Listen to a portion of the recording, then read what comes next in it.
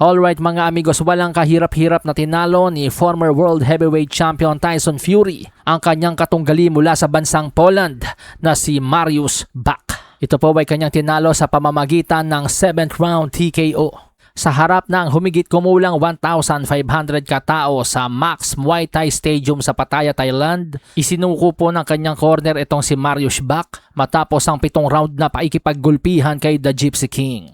Sa mga nagtataka kung bakit humigit kumulang 1,500 lamang ang nanood, ito po ay dahil 1,500 lamang talaga ang ibinentang ticket sa nasabing laban. Hindi ginawa ang laban para sa malaking pay-per-view income. Layunin ng event na makalikom ng pondo para sa mga lokal na kawanggawa sa Pattaya, kabilang ang Father Ray Foundation na tumutulong sa mga kapuspalad na kabataan. Gagamitin ang mga eksena at footage ng laban bilang eksklusibong bahagi ng reality show ni Fury sa Netflix. Ngayon, dahil sa panalong ito ni Fury mga amigos, ito po ang kanyang ticket para sa kanyang mega fight kay Anthony Joshua kapag nanalo naman po si Joshua bukas sa kanyang tuna fight.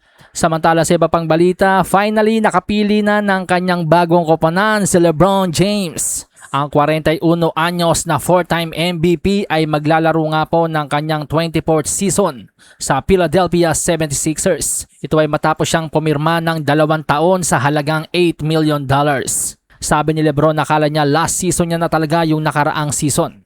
Pero ginamit nga daw po niya talaga ang mahabang panahon para makapagdesisyong mabuti kung itutuloy pa ba niya ang kanyang karera. At kanya nga daw pong napagtanto na talagang mahal pa rin niya ang basketball. At marami pa daw po siyang maibibigay. Pero hindi na daw po pera ang habol niya ngayon. Hindi na rin pamilya. Gusto niya ang sakripisyo, gusto niya ang trabaho, gusto niya maipagkompetensya, manalo.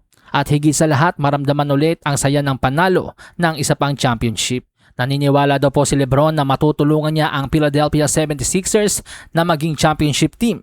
At sobrang excited din siyang bigyan ng bagong enerhiya ang fanbase ng Philadelphia at simulan ng kanyang huling biyahe rito. Sa kabilang banda, mabaliw-baliw naman sa tawa si Joel Embiid ng kanyang malaman na Philadelphia 76ers ang pinili ni LeBron.